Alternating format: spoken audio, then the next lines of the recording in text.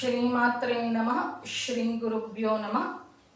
ಕಳೆದ ಒಂದು ಎಲ್ಲರಿಗೂ ನಮಸ್ಕಾರ. ರಾಮಾಯಣ ಅರಣ್ಯಕಾಂಡ ಕಳೆದ ಒಂದು ಸಂಚಿಕೆಯಲ್ಲಿ ಶ್ರೀರಾಮಚಂದ್ರ ಪ್ರಭು ಬಹಳ ಶಕ್ತಿಶಾಲಿಯಾಗಿರುವಂತಹ ತಪೋನಿಧಿಗಳಾಗಿರುವಂತಹ ಅಗಸ್ತ್ಯ ಮಹರ್ಷಿಗಳ ಹತ್ತಿರ ಹಲವಷ್ಟು ದಿವ್ಯವಾಗಿರುವಂಥ ಬಾಣ ತೋಣಿಗಳನ್ನು ಖಡ್ಗವನ್ನು ಮತ್ತು ಬ್ರಹ್ಮಾಸ್ತ್ರವನ್ನು ಪಡೆದುಕೊಂಡು ಮುಂದೆ ಪಂಚವಟಿಯಲ್ಲಿ ಹೋಗಿ ಆಶ್ರಮವನ್ನು ಕಟ್ಕೊಳ್ರಿ ಅನ್ನುವಂಥ ಒಂದು ಇದರ ಹತ್ರ ನಾನು ಕಥೆಯನ್ನು ಮುಗಿಸಿದೆ. ನಾನು ಕಳೆದ ಒಂದು ಸಂಚಿಕೆಯಲ್ಲಿ ಹೇಳಿದ್ದೆ, ಅಗಸ್ತ್ಯ ಮಹರ್ಷಿಗಳಿಂದ ನಾವು ಇವತ್ತಿಗೂ ಪ್ರಯೋಜನವನ್ನು ಹೊಂದುತ್ತಾ ಇದ್ದೀವಿ. ಈ ಅಗಸ್ತ್ಯ ಮಹರ್ಷಿಗಳ ಜೀವನ ಚರಿತ್ರೆ ಬಗ್ಗೆ ನಾವು ತಿಳ್ಕೊಂಡಿಲ್ಲ ಅಂತಂತಂದ್ರೆ ನಾನು ಕೃತಜ್ಞಳಾಗ್ಬಿಡ್ತೀನಿ. ಶ್ರೀರಾಮಚಂದ್ರ ಪ್ರಭುಗೆ ಪ್ರಿಯವಾಗಿರುವಂಥದ್ದು ಯಾವುದು ಅಂತಂದ್ರೆ ಶ್ರೀರಾಮನಿಗೆ ತನ್ನ ತಂದೆಯನ್ನು ನೆನೆಸ್ಕೊಳ್ಳೋದು ಹಾಗೂ ತನ್ನ ಗುರುಗಳನ್ನು ತನ್ನ ಭಕ್ತರು ನೆನೆಸ್ಕೊಂಡ್ರೆ ಆ ಶ್ರೀರಾಮಚಂದ್ರ ಪ್ರಭು ಬಹಳ ಪ್ರೀತಿ ಚೆಂದುತ್ತಾರಂತೆ. ಆಯ್ತಾ? ಇದಕ್ಕೋಸ್ಕರನೇ ನನ್ನ ಶ್ರೀರಾಮಚಂದ್ರ ಪ್ರಭುಗೆ ಪ್ರೀತಿ ಆಗಲಿ ಅಂತಂದು ಹಾಗೂ ಗುರುಗಳಾಗಿರುವಂಥ ಅಗಸ್ತ್ಯ ಮಹರ್ಷಿಗಳ ಬಗ್ಗೆ 4 ಮಾತುಗಳನ್ನು ಹೇಳಿ ಅವರ ಪಾದಗಳಿಗೆ ಮಾತಿನ ಕುಸುಮಾಂಜಲಿಗಳನ್ನು ಅವರ ಪಾದಕ್ಕೆ ಸಮರ್ಪಣೆ ಮಾಡುವಂಥ ಒಂದು ಚಿಕ್ಕ ಪ್ರಯತ್ನವನ್ನು ಮಾಡ್ತಾ ಇದ್ದೀನಿ. ಅಗಸ್ತ್ಯ ಮಹರ್ಷಿಗಳು ಕುಂಭ ಸಂಭವರು. ಅವರು ಬಹಳನೇ ಶಕ್ತಿಶಾಲಿಯಾಗಿರುವಂಥ ಋಷಿಗಳು. ಬಹಳ ಕಾಲ ಗೌರವವಾಗಿರುವಂಥ ತಪಸ್ಸನ್ನು ಮಾಡಿ ತಪಸ್ಸಿದ್ಧಿಯನ್ನು ಪಡೆದಂಥವ್ರು. ನಾವು ಇವತ್ತು ಪ್ರತಿ ಅಮ್ಮನವರ ದೇವಸ್ಥಾನದಲ್ಲಾಗಲಿ ಹಲವಷ್ಟು ಕಡೆ ಲಲಿತಾ ಸಹಸ್ರನಾಮವನ್ನು ಕೇಳ್ತಾ ಇರ್ತೀವಿ. ಈ ಲಲಿತಾ ಸಹಸ್ರನಾಮ ಅಂತಂದರೆ ಸಾಮಾನ್ಯವಾಗಿರುವಂಥದ್ದಲ್ಲ. ಈ ಲಲಿತಾ ಸಹಸ್ರನಾಮವನ್ನು ಮಾನವರು ಕೇಳುವ ರೀತಿ ಕೊಟ್ಟಿರುವಂಥವ್ರು ಯಾರು ಅಂದರೆ ಅಗಸ್ತ್ಯ ಮಹರ್ಷಿಗಳು ಅಂತ ಹೇಳ್ತಾರೆ. ಈ ಲಲಿತಾ ಸಹಸ್ರನಾಮವನ್ನು ವಸಿನ್ಯಾದಿ ವಾಗ್ದೇವತೆಗಳು, ಯಾವ ಋಷಿನೂ ಇದು ಮಾಡಿಲ್ಲ. ದೇವತೆಗಳೇ ದ್ರಷ್ಟರು ಅಂತಂದ್ರೆ ಅದನ್ನು ರಚನೆ ಮಾಡಿರುವಂಥದ್ದು ವಸಿನ್ಯಾದಿ ವಾಗ್ದೇವತೆಗಳು. ಜಗನ್ಮಾತೆಯ ಪ್ರತಿರೂಪವಾಗಿರುವಂತಹ ವಸಿನ್ಯಾದಿ ದೇವತೆಗಳು ಲಲಿತಾ ಸಹಸ್ರನಾಮವನ್ನು ರಚನೆ ಮಾಡಿದ್ರೆ ಅದನ್ನು ಹಯಗ್ರೀವರಿಂದ ತಿಳ್ಕೊಂಡು ಬೋಧನೆಯನ್ನು ಆ ಮಂತ್ರೋಪದೇಶವನ್ನು ಮಾಡಿಬಿಟ್ಟು ನಮಗೆ ತಲುಪುವಂತೆ ಮಾಡಿರೋರು ಯಾರು ಅಂದರೆ ಈ ಅಗಸ್ತ್ಯ ಮಹರ್ಷಿಗಳು ಅಂತ ಹೇಳಬೇಕು. ಲಲಿತಾ ಸಹಸ್ರನಾಮ ಅಂತಂದ್ರೆ ಒಂದು ಸಾಲಲ್ಲ, ಒಂದು ಪದವಲ್ಲ, ಅದರಲ್ಲಿ ಒಂದೊಂದು ಅಕ್ಷರವು ಮಹಾಮಂತ್ರ ಅಂತ ಹೇಳ್ಬೋದು. ಅಂದರೆ ಲಲಿತಾ ಸಹಸ್ರನಾಮದ ಬಗ್ಗೆ ಹೇಳ್ಕೊಂಡು ಹೋದ್ರೆ ಹಲವಷ್ಟು ಸಂಚಿಕೆಗಳೇ ಆಗ್ಬಿಡುತ್ತೆ. ನಾವು ದಡಕ್ಕೆ ಸೇರ್ಕೋಬೇಕು ಅಂತಂದ್ರೆ ಶ್ರೀಮಾತ್ರೆ ಅಂತಂತಂದ್ರೆ ಸಾಕು, ಆ ಜಗನ್ಮಾತೆ ಓಡೋಡ್ ಬಂದ್ಬಿಡ್ತಾರೆ. ಇದೊಂದು ಮಂತ್ರ ಸಾಕು. ಅದರಲ್ಲಿ ಅದೆಷ್ಟು ಸೃಷ್ಟಿಯ ರಹಸ್ಯಗಳು, ತಂತ್ರ ರಹಸ್ಯಗಳು, ಯಂತ್ರ ರಹಸ್ಯಗಳು ಲಲಿತಾ ಸಹಸ್ರನಾಮದಲ್ಲಿ ಇಲ್ಲದೇ ಇರುವಂಥ ವಿಜ್ಞಾನವೇ ಇಲ್ಲ ಅಂತ ನಾನು ಇಲ್ಲಿ ಹೇಳೋದಕ್ಕೆ ಇಷ್ಟಪಡ್ತಾ ಇದ್ದೀನಿ. ಈ ಅಗಸ್ತ್ಯ ಮಹರ್ಷಿಗಳು ಇವತ್ತಿಗೂ ದರ್ಶನವನ್ನು ನಮ್ಮ ದಕ್ಷಿಣ ಭಾರತ ದೇಶದಲ್ಲಿ ದರ್ಶನ ನೀಡ್ತಾರೆ ಅಂತಂದರೆ ತಮಿಳುನಾಡಿನಲ್ಲಿರುವಂಥ ಮದುರೈ ಪಕ್ಕದಲ್ಲಿರುವಂಥ ಕೂರ್ತಾಳಂ ಅನ್ನುವಂಥ ಒಂದು ಅಮ್ಮನವರ ಕ್ಷೇತ್ರ. ಇಲ್ಲಿ ಬಹಳಷ್ಟು ಮಹರ್ಷಿಗಳು ಸಿದ್ಧಿಯನ್ನು ಹೊಂದಿರುವಂಥ ಕೂರ್ತಾಳಂ ಅನ್ನುವಂಥ ಪ್ರದೇಶದಲ್ಲಿ ಯಾರಾದರೂ ಮಂತ್ರಸಿದ್ಧಿಯನ್ನು ಹೊಂದಿರ್ತಾರೆ ಅಂದರೆ ಇಂಪ್ರೂವ್ ಆಗಿರ್ತಾರಲ್ವ, ಅವರು ಚಕ್ರಗಳು ಆಕ್ಟಿವೇಟ್ ಆಗಿರುವಂಥವ್ರು ಅಲ್ಲಿ ಕುಳಿತು ಧ್ಯಾನವನ್ನು ಮಾಡಿ ಅಗಸ್ತ್ಯ ಮಹರ್ಷಿಗಳೇ ನಿಮ್ಮ ಒಂದು ನನ್ನ ಆಧ್ಯಾತ್ಮಿಕ ಅಭಿವೃದ್ಧಿಗೋಸ್ಕರ ನಿಮ್ಮ ಒಂದು ಮಾರ್ಗದರ್ಶನ ನಮಗೆ ಬೇಕು ಅಂತ ಪ್ರಾರ್ಥನೆ ಮಾಡಿ ಅಲ್ಲಿ ಧ್ಯಾನ ಮಾಡಿದ್ರೆ ಅಗಸ್ತ್ಯ ಮಹರ್ಷಿಗಳು ಖಂಡಿತವಾಗಲೂ ಬಂದು ಅಲ್ಲಿ ನಮಗೆ ಮಾರ್ಗದರ್ಶನ ಮಾಡ್ತಾರೆ ಅಂತ ನಾವು ತಿಳ್ಕೊಬೇಕಾಗುತ್ತೆ. ಹಾಗೂ ನೀಲಗಿರಿ ಹಿಲ್ಸಲ್ಲೂ ಕೂಡ ಇವಾಗಲೂ ಅನೇಕ ಸಾಧಕರು ಅಗಸ್ತ್ಯ ಮಹರ್ಷಿಗಳನ್ನು ದರ್ಶನ ಮಾಡ್ಕೊಂಡಿರುವಂಥ ನಿದರ್ಶನಗಳು ಬಹಳ ಇದ್ದಾವೆ. ನೋಡ್ರಿ, ಒಮ್ಮೆ ರಾಕ್ಷಸರು ಏನು ಮಾಡ್ತಾ ಇರ್ತಾರೆ, ರಾಕ್ಷಸರು ಮತ್ತು ದೇವತೆಗಳಿಗೆ ಯುದ್ಧ ಎಲ್ಲ ಕಾಲದಲ್ಲೂ ನಡೀತಾ ಇರುತ್ತೆ. ಈ ರಾಕ್ಷಸರು ಏನು ಮಾಡ್ತಾ ಇರ್ತಾರೆ, ಸಮುದ್ರದ ಅಡಿಯಲ್ಲಿ ಪಾತಾಳ ಲೋಕದಲ್ಲಿ ಅಡಗ್ಬಿಟ್ಟು ಅವಾಗ ಬಂದುಬಿಟ್ಟು ಸೃಷ್ಟಿಯನ್ನು ಅಲ್ಲೋಕಲ್ಲೋಲ ಮಾಡಿಬಿಟ್ಟು ದೇವತೆಗಳ ಮೇಲೆ ದಾಳಿ ಮಾಡಿ ಹೋಗ್ತಾ ಇರ್ತಾರೆ.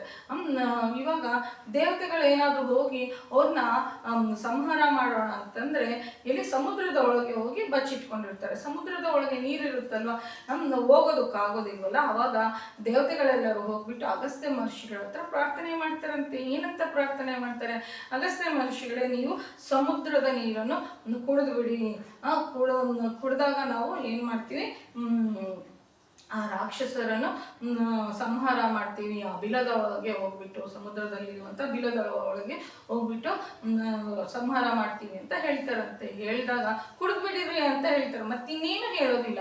ಅದಕ್ಕೋಸ್ಕರ ಅಗಸ್ತ್ಯ ಮಹರ್ಷಿಗಳು ಒಂದು ಬೊಗಸೆ, 3 ಬೊಗಸೆಯಲ್ಲಿ ಆ ಎಲ್ಲ ಸಮುದ್ರದ ನೀರನ್ನೆಲ್ಲ ಪಾನ ಮಾಡಿಬಿಡ್ತಾರಂತೆ. ಇಂಥ ಶಕ್ತಿಶಾಲಿಗಳಪ್ಪ. ಈಗಿನ ಕಾಲದಲ್ಲಿ ಶಂಕರಾಚಾರ್ಯರು ಗೋದಾವರಿ ಪ್ರವಾಹವನ್ನು ತಮ್ಮ ಕಮಂಡಲದಲ್ಲಿ ಇದ್ದಿದ್ರಂತೆ. ಇಂತಿಂಥ ಮಹನೀಯರು, ತಾಯಿ ಭಾರತಾಂಬೆ ನಿನ್ನ ಗರ್ಭದಲ್ಲಿ ಜನ್ಮಿಸಿರುವಂಥವ್ರು ಅಲ್ವಾ.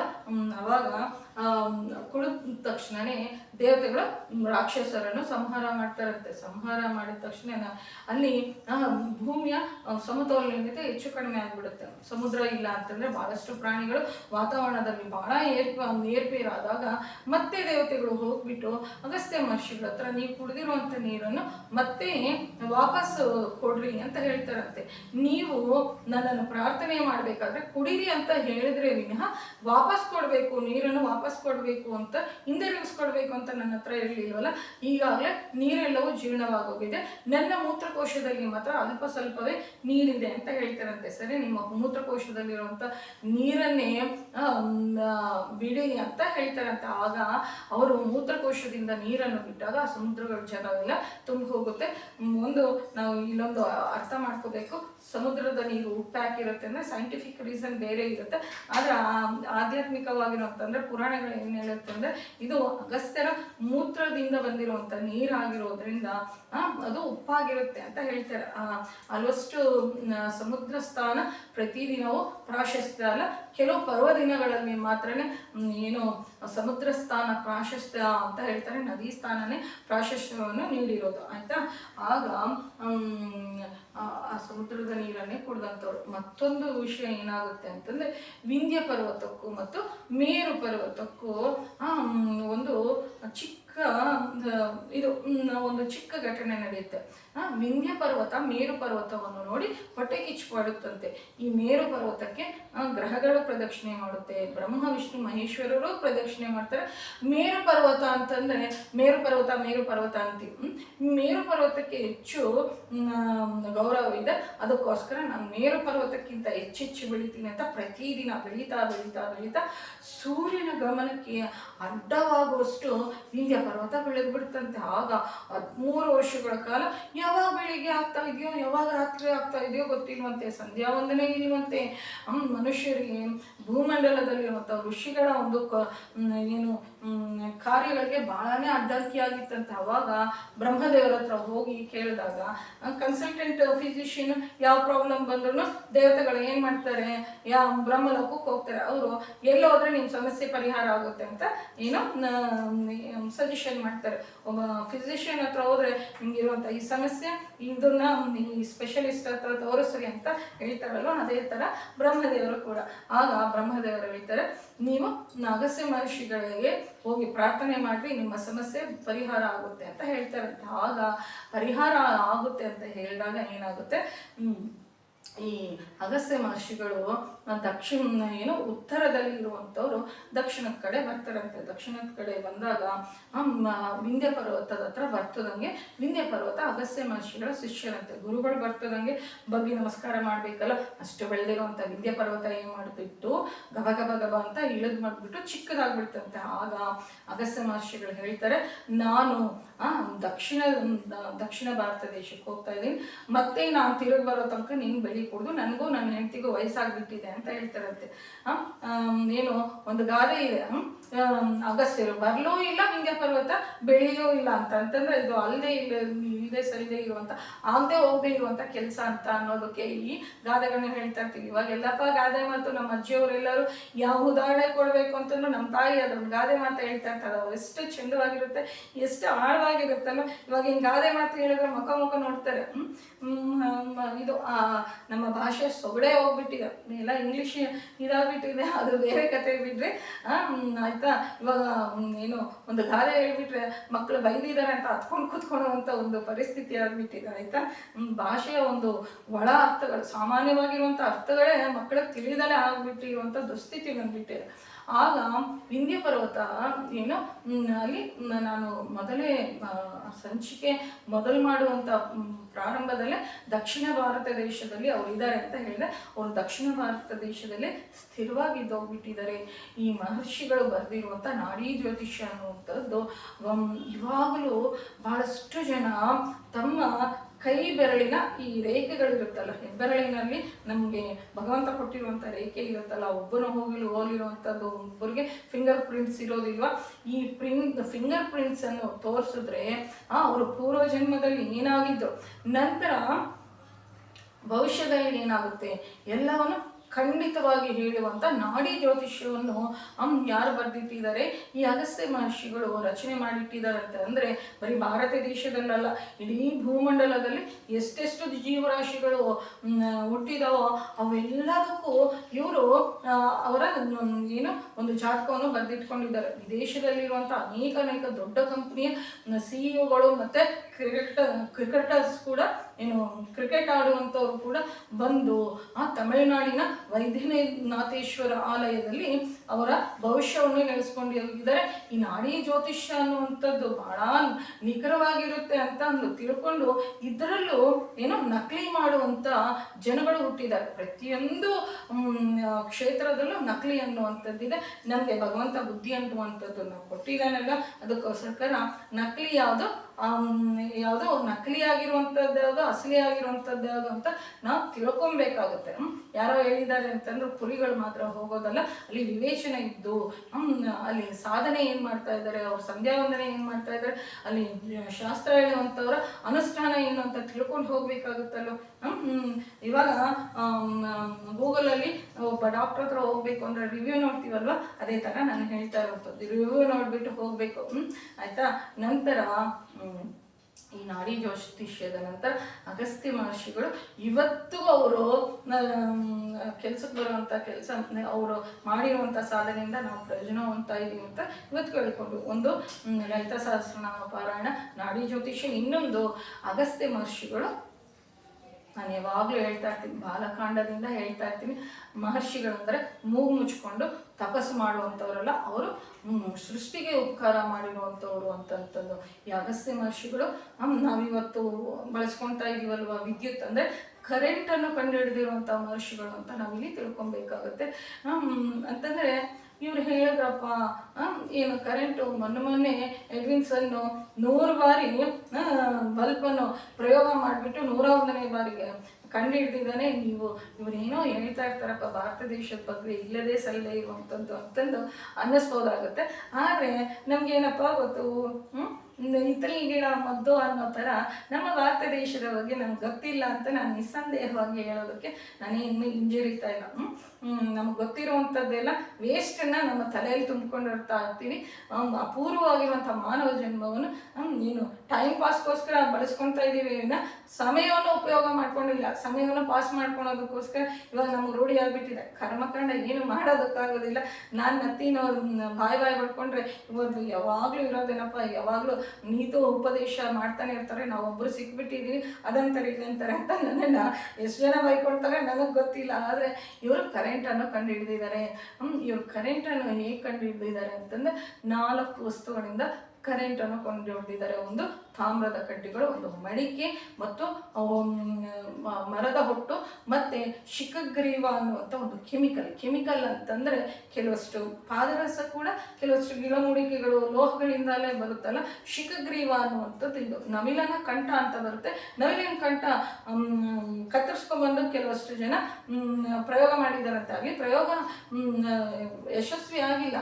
ಆದರೆ ಪ್ರವೀಣ್ ಮೋಹನ್ ಅನ್ನುವಂಥ ಒಬ್ಬ ಆಧ್ಯಾತ್ಮ ಇದರಲ್ಲಿ ಗುಡಿಗಳಲ್ಲಿ ಯೂಟ್ಯೂಬರ್ ಇದ್ದಾರೆ. ಆ ಯೂಟ್ಯೂಬಲ್ಲಿ ಪ್ರವೀಣ್ ಮೋಹನ್ ಯೂಟ್ಯೂಬ್ ಚಾನಲಲ್ಲಿ ನೋಡಿದ್ರೆ ಅಗಸ್ತ್ಯ ಮಹರ್ಷಿಗಳು ಕಂಡುಹಿಡಿದಿರುವಂಥ ಕರೆಂಟ್ ಪದ್ಧತಿಯನ್ನು ಇವಾಗಲೂ ಹೇಗೆ ಮಹನೀಯರು ಈ 4 ಪದಾರ್ಥಗಳನ್ನು ಉಪಯೋಗ ಮಾಡಿಕೊಂಡು ದೊಡ್ಡ ಬಲ್ಬುಗಳು ಸೆಲ್ ಫೋನ್ ಚಾರ್ಜಿಂಗ್ ಕೂಡ ಹಾಕಿದ್ರು. ಅಂದರೆ ಈ ಕರೆಂಟು 1 ವಾಟ್ ಬೇಕು ಅಂದರೆ ಚಿಕ್ಕ ಮಡಿಕೆಯನ್ನು ದೊಡ್ಡ ಹೆಚ್ಚು ಹೆಚ್ಚು ವ್ಯಾಟ್ಸಿನ ಇದು ಏನು ಕರೆಂಟ್ ಬೇಕು ಅಂದರೆ ದೊಡ್ಡ ದೊಡ್ಡ ಸೋರೆಗಳನ್ನು ಮಡಿಕೆಗಳನ್ನು ಇಡಬೇಕು ಅಂತ ನಾವಿಲ್ಲಿ ತಿಳ್ಕೊಬೇಕಾಗುತ್ತೆ. ಕೆಲವಷ್ಟು ಗುಡಿಗಳನ್ನು ಮತ್ತೆ ಪುರಾತತ್ವ ಶಾಖೆಗಳು ಉತ್ಖನನ ಮಾಡಬೇಕಾಗಿರುವಂಥ ಸಂದರ್ಭದಲ್ಲಿ ಒಂದು ದೊಡ್ಡ ಮಡಿಕೆಗಳು, ಅದರೊಳಗೆ ತಾಮ್ರದ ಕಡ್ಡಿಗಳು ಮತ್ತೆ ಬೇರೆ ಬೇರೆ ವಸ್ತುಗಳು ಸಿಗ್ತಾ ಇರ್ತವೆ. ಇದೇನಕ್ಕೆ ಪ್ರತೀತಿ ಅಂತಂದ್ರೆ ಆಗಿನ ಕಾಲದಲ್ಲಿ ಕರೆಂಟನ್ನು ಉಪಯೋಗ ಮಾಡ್ತಾ ಇದ್ರು. ಇದಕ್ಕೆ ಉದಾಹರಣೆ ಅಜಂತ ಮತ್ತು ಎಲ್ಲೋರ ಶಿಲೆಗಳು. ಎಲ್ಲ ಶಿಲೆಗಳನ್ನು ಉದಾಹರಣೆ. ಆದರೆ ಅಜಂತ ಮತ್ತು ಎಲ್ಲೋರ ಶಿಲೆಗಳು ಇರುವಂಥದ್ದು ಗುಹಾಂತರ ಪ್ರದೇಶದಲ್ಲಿ. ಗುಹೆಯೊಳಗೆ ಸೂರ್ಯನ ಕಿರಣ ಹೋಗೋದಿಲ್ಲ. ಆ ಅದ್ಭುತವಾಗಿರುವಂಥ ಕೆತ್ತನೆ ಹೇಗೆ ಮಾಡಿರ್ತಾರೆ, ಬೆಳಕಿಲ್ಲ ಅಂತಂದ್ರೆ ಅಲ್ವಾ, ನಾವು ಇದನ್ನು ಆಲೋಚನೆ ಮಾಡ್ಕೊಬೇಕಾಗತ್ತೆ. ಆದರೆ ಅಜಂತ ಎಲ್ಲೋರ ಗುಹೆಗಳು ಮತ್ತೆ ಕೈಲಾಸನಾಥ ಟೆಂಪಲ್ ಅಲ್ಲಿ ನೋಡಿದ್ರೆ ಎಲ್ಲಾದ್ರೂ ಪಂಜು ಇಟ್ಟಿರುವಂಥದ್ದು ಅಂದ್ರೆ ಹುರಿಯನ್ನು ಇಟ್ಟಿರುವಂಥ ಕಾರ್ಬನ್ ಡೈಆಕ್ಸೈಡ್ ಒಂದತ್ರ ಮೇಣಬತ್ತಿ ಇಟ್ಟಿದ್ದೀವಿ ಅಂತಂದ್ರೆ ಅಲ್ಲಿ ಏನು ಕಾಣಿಸುತ್ತೆ ನಮಗೆ, ಏನಾಗಿರುತ್ತೆ, ಬೆಳಕರಿ ಅಷ್ಟರಲ್ಲಿ ಗೋಡೆ ಎಲ್ಲ ಕಪ್ಪಗಾಗಿರುತ್ತಲ್ವ. ಈ ಅಜಂತ ಎಲ್ಲೋರ ಶಿಲೆಗಳನ್ನು ಕೆತ್ತಲು 1000 ವರ್ಷಗಳು 10 ತಲೆಮಾರುಗಳು ಕೆತ್ತಿರುವಂತೆ ಮೇಲಿಂದ ಕೆಳಗೆ ಕೆತ್ಕೊಂಡ್ ಬಂದಿದ್ದಾರೆ. ಎಂಥ ಅದ್ಭುತವಾಗಿರುವಂಥದ್ದು ಅದು. ನಮ್ಮ ಕರ್ನಾಟಕದ ರಾಜರು ಅಂತ ಕೂಡ ಹೇಳ್ಕೊಳೋದಕ್ಕೆ ನಮ್ಗೆ ಹೆಮ್ಮೆ ಆಗುತ್ತೆ. ಅಲ್ಲಿ ಎಲ್ಲೇನೋ ಒಂದಿಷ್ಟು ಕೂಡ ಕಾರ್ಬನ್ ಡೈಆಕ್ಸೈಡ್ ಒಂದು ಅವಶೇಷ ಉಳಿದಿಲ್ಲ. ಆದರೆ ಈ ಪದ್ಧತಿಯನ್ನು ಉಪಯೋಗ ಮಾಡಿಕೊಂಡು ಅವರು ಬೆಳಕನ್ನು ಹರಿಸ್ತಾ ಇದ್ರು ಅಂತ ನಾವಿಲ್ಲಿ ತಿಳ್ಕೊಬೇಕಾಗುತ್ತೆ.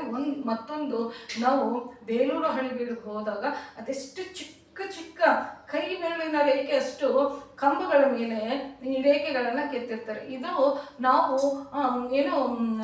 ಒಬ್ಬ ಕೆತ್ತವಂಥವ್ರು ಉಳಿಯಿಂದ ಮತ್ತೆ ಸುತ್ತಿಗೆಯಿಂದ ಅಷ್ಟು ಚಿಕ್ಕದಾಗಿರುವಂಥ ಸೂಕ್ಷ್ಮವಾಗಿರುವಂಥ ರೇಖೆಗಳನ್ನು ಶಿಲೆಗಳನ್ನು ಕೆತ್ತೋದಕ್ಕೆ ಸಾಧ್ಯ ಆಗುತ್ತಾ, ನಾವು ಆಲೋಚನೆ ಮಾಡಬೇಕಾಗುತ್ತಲ್ವ.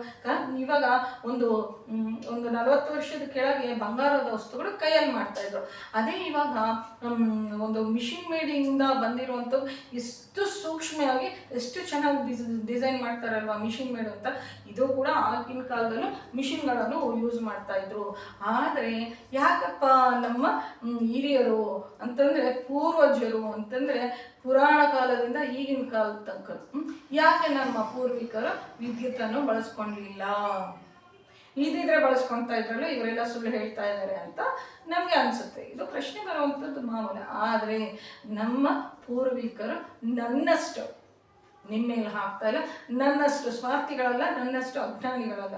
ಅವರು ಪರಿಸರ ಸ್ನೇಹಿಗಳಾಗಿದ್ರು, ಪರಿಸರಕ್ಕೆ ಸ್ನೇಹಿಗಳಾಗಿರ್ತಾರೆ. ಇವತ್ತು ನಾವು ಕಂಡು ಹಿಡಿದಿರುವಂಥ ಒಂದು ಫ್ರಿಡ್ಜಿಂದ, ಒಂದು ಮೊಬೈಲಿಂದ, ಒಂದು ವಿದ್ಯುತ್ತಿಂದ ಬರುವಂಥ ಭವಿಷ್ಯದ ತಲೆಮಾರುಗಳಿಗೆ ನಾವೇನು ಮುಕ್ಕಿಸ್ ಹೋಗ್ತಾ ಇದ್ದೀವಿ ಅಲ್ವಾ. ಎಷ್ಟೆಷ್ಟು ವಾತಾವರಣ ಕಾಲುಷ್ಯವನ್ನು ಮಾಡ್ತಾ ಇದ್ದೀವಿ ಅಲ್ವಾ. ಬಹಳ ವಾತಾವರಣ ಕಾಲುಷ್ಯ ಮಾಡ್ತಾ ಇದ್ದೀವಿ ಇವತ್ತು. ಈ ವಾತಾವರಣ ಕಾಲುಷ್ಯ ಮಾಡ್ಕೊಂಡಿರೋದಕ್ಕೆ ಆಗಿನ ಕಾಲದಲ್ಲೆಲ್ಲ ನಮ್ಮ ಚಿಕ್ಕಂದರೆಲ್ಲ ನಮ್ಮ ತಾತಂದರೆಲ್ಲ ಬಿಸಿಲುಗಾಲ ಬಂದರೆ ಬೀಸಿನಕ್ಕೆ ತಗೊಂಡು ಬೀಸ್ಕೊಳ್ತಾ ಇದ್ರು ಗಾಳಿಗೋಸ್ಕರ. ಅಲ್ಲಿ ವಾತಾವರಣ ಕೂಡ ಅಷ್ಟೊಂದು ಇಷ್ಟು ಉರಿ ಬಿಸಿಲು ಇರ್ತಾ ಇರಲಿಲ್ಲ. ಯಾಕೆ ಅಂತಂದರೆ ಅವರು ವಾತಾವರಣಕ್ಕೆ ವ್ಯತಿರೇಕವಾಗಿರುವಂಥದ್ದು ಯಾವತ್ತೂ ಮಾಡ್ತಾ ಇರಲಿಲ್ಲ. ಅವರು ತಾತ್ಕಾಲಿಕವಾಗಿರುವಂಥ ಸುಖಕ್ಕೋಸ್ಕರ ಯಾವತ್ತೂ ಅವರು ತಾಪತ್ರಯ ಪಡ್ತಾ ಇರಲಿಲ್ಲ. ಭವಿಷ್ಯದ ತಲೆಮಾರಿಗೆ ಇರಲಿ, ಭವಿಷ್ಯದ ತಲೆಮಾರು ನಾವು ಅನುಭವಿಸಿದಷ್ಟೇ ಸ್ವಚ್ಛವಾಗಿರುವಂಥ ನೀರು, ಸ್ವಚ್ಛವಾಗಿರುವಂಥ ಗಾಳಿಯನ್ನು ಅನುಭವಿಸ್ಲಿ ಅನ್ನುವಂಥ ಒಂದು ಉದಾರವಾಗಿ ಇರಬೇಕಾಗಿರೋದು ಇದೆ ಅಲ್ವಾ. ನಾವೇನು ಬಿಟ್ಟೋಗ್ತಾ ಇದ್ದೀವಿ ಫ್ಯೂಚರ್ ಜನ್ರೇಷನ್ಗೆ. ಕಸ ನೋಡಿದ್ರೆ ಟ್ರಂಪ್ ಇದು ಮಾಡ್ತೀವಿ.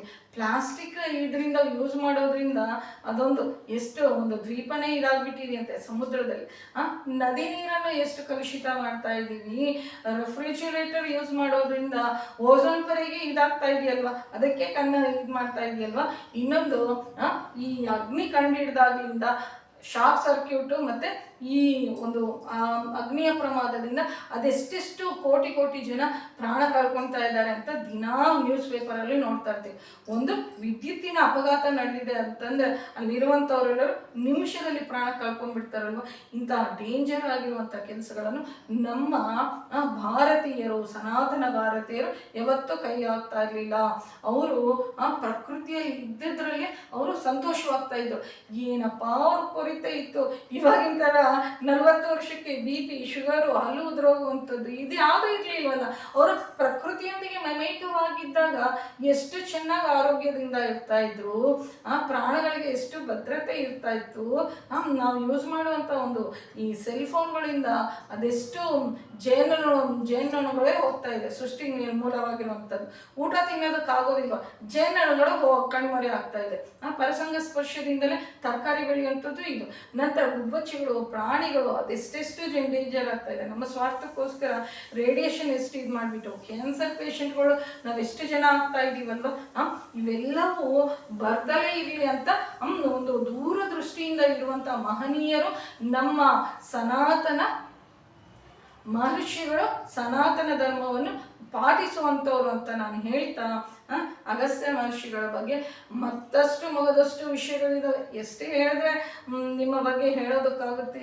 ನಾನು ಅಗಸ್ತ್ಯ ಮಹರ್ಷಿಗಳೇ, ನಿಮ್ಮ ಬಗ್ಗೆ ಹೇಳುವಷ್ಟು ನನಗೆ ಜ್ಞಾನ ಇಲ್ಲ. ನನಗೆ ತಿಳಿದಷ್ಟು ಮಾತುಗಳ ಕುಸುಮಾಂಜಲಿಗಳನ್ನು ನಿಮ್ಮ ಪಾದಕ್ಕೆ ಸಮರ್ಪಣೆ ಮಾಡ್ತಾ ಇದ್ದೀನಿ, ಸ್ವೀಕರಿಸಿ ಅಂತ ಭಕ್ತಿಪೂರ್ವಕವಾಗಿ ಕೇಳ್ತಾ, ಸದ್ಗುರುನಾಥ ಮಹಾರಾಜ್ ಕಿ ಜೈ. ಜೈ ಶ್ರೀರಾಮ್. ನಮ್ಮ ಚಾನಲ್ ಇಷ್ಟ ಆಗಿದ್ರೆ ಸಬ್ಸ್ಕ್ರೈಬ್ ಮಾಡ್ಕೊಳ್ರಿ, ಶೇರ್ ಮಾಡಿ ಹಾಗೂ ಲೈಕ್ ಮಾಡಿ. ಜೈ ಶ್ರೀರಾಮ್.